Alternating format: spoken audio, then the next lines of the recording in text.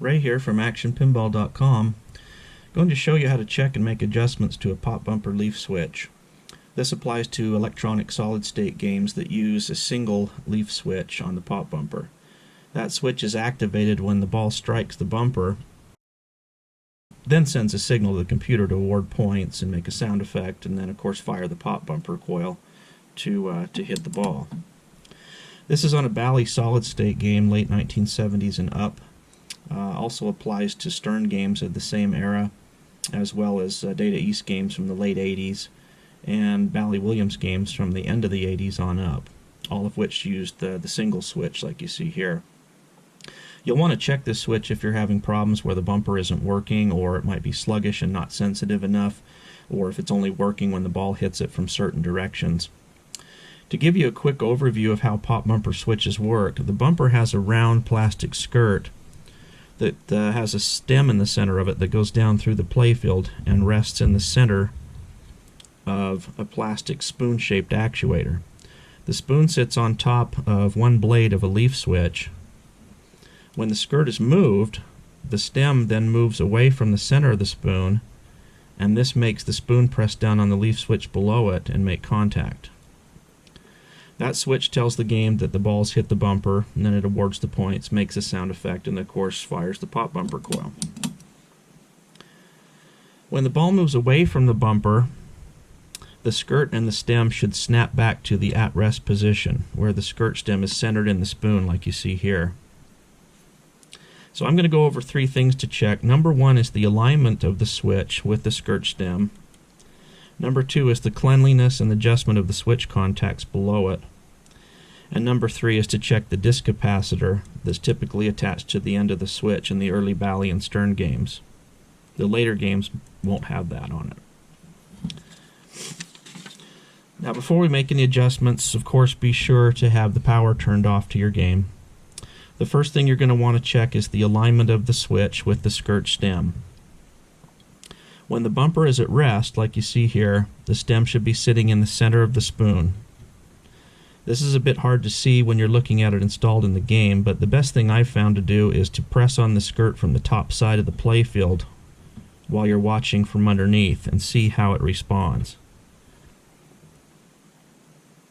You can see the stem moving here as I'm pressing on it from different directions on the top side of the playfield. When I let off, it snaps back to the center of the spoon, the at-rest position. This is how it should work from being hit at any direction on the top side. If you determine that the stem is not returning to the center of the spoon, or if it's sitting off to one side of the center when it's at rest, then you may need to adjust the positioning of the switch underneath so that the stem will be centered in the spoon when it's at rest. That can be done by loosening the two mounting screws that hold the leaf switch in place. Just loosen each screw slightly, then you should be able to move the switch assembly back and forth with your fingers a little bit to get it centered underneath the stem. Then retighten the screws. On this particular model, this unit will only let you move the switch back and forth a little bit and not in and out. On earlier models and some of the models on the other brand games, you can move it back, forth, or side to side. So this unit has a little less available movement, which is actually good because it helps kind of keep things in order. Another issue that might be preventing the stem from returning to the center of the spoon is if there's excessive wear of the spoon or a buildup of dirt and grime inside the spoon. That can make the stem stick and not come back to the center. I have seen some high mileage games where the stem has physically worn a hole through the plastic spoon and becomes stuck. In that case, the switch assembly has to be removed and the plastic spoon portion replaced. It's more common to see some buildup of grime that prevents the stem from moving quickly, or from moving freely rather. In that case, what you need to do is use something like a Q-tip or cotton swab to try to get inside the spoon and clean it out as best you can.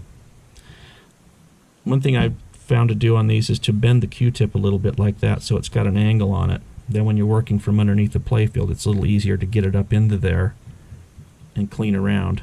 And you want to come in from a couple angles if possible and try to clean out the center of that spoon as best you can.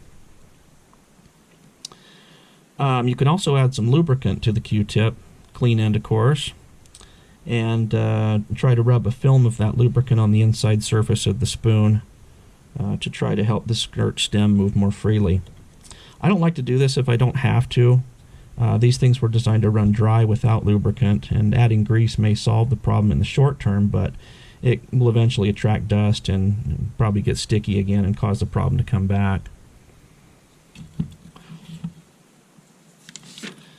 So that's how to check the adjustment of the stem with the spoon.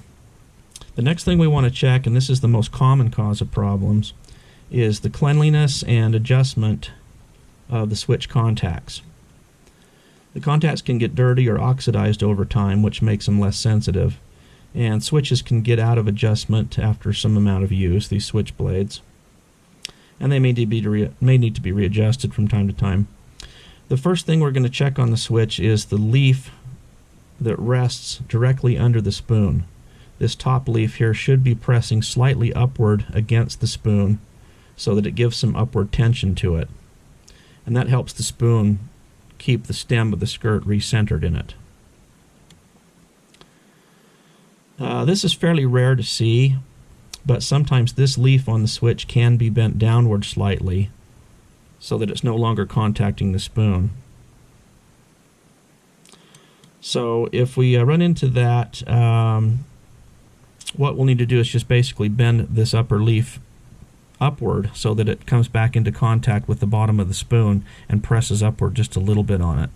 And to do that, we would just use something like, I'm using a bamboo skewer here that's of course insulated, but we've got power off, so it's not a worry. But this makes it easy to kind of get in here and press. We'll press upward like this, fairly good amount of pressure, and that'll move that leaf back up against the bottom of that spoon.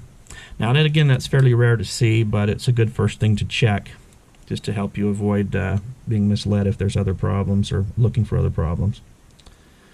The next thing to check on the switch is the gap between the switch contacts.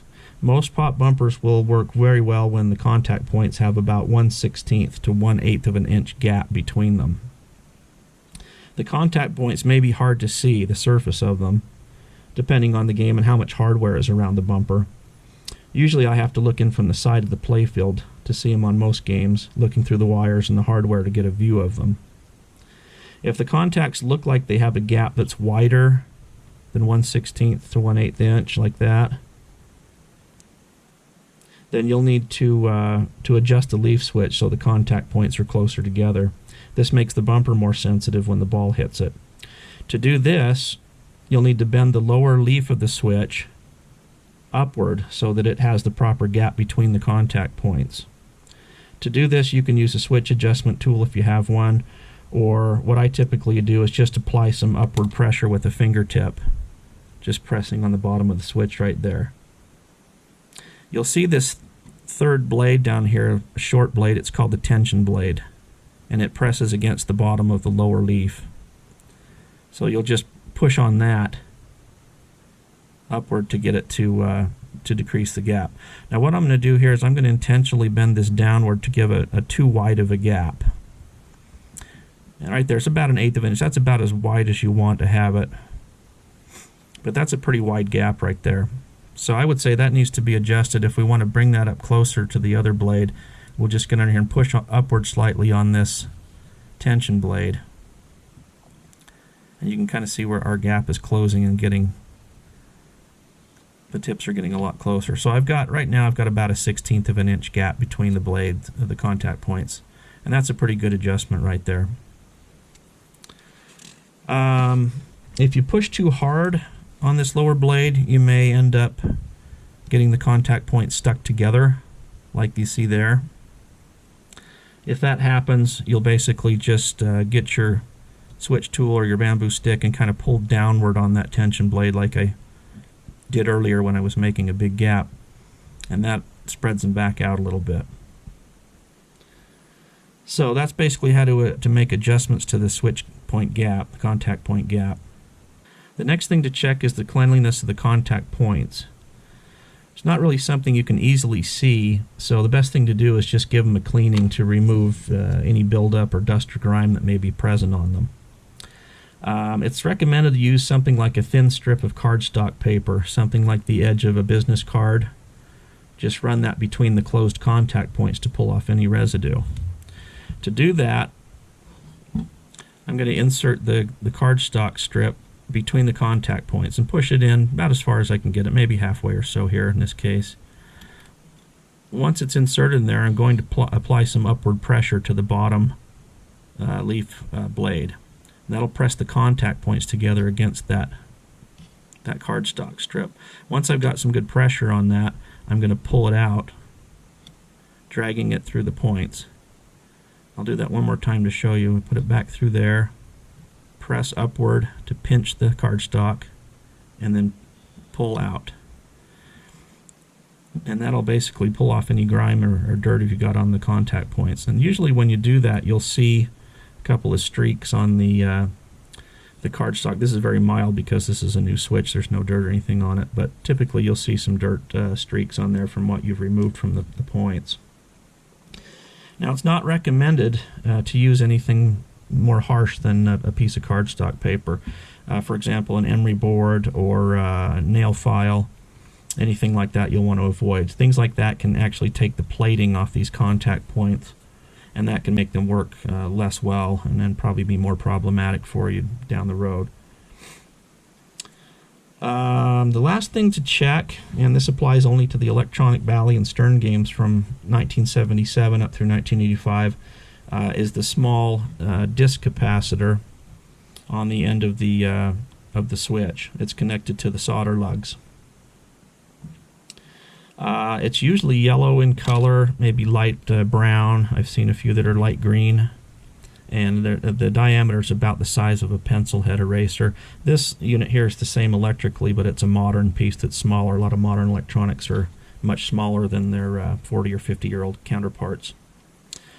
This capacitor, you'll want to make sure, first of all, that both of its metal leads are securely connected to the solder lugs on the switch. That can be very hard to see. You sometimes can't tell from looking, so what you'll want to do is get in there and just kind of twist or tug this capacitor and see if either leg moves away from one of the solder lugs, in which case you would have had a break and not been able to see it. As you can see here, these are both securely soldered to the lug and they're in good shape.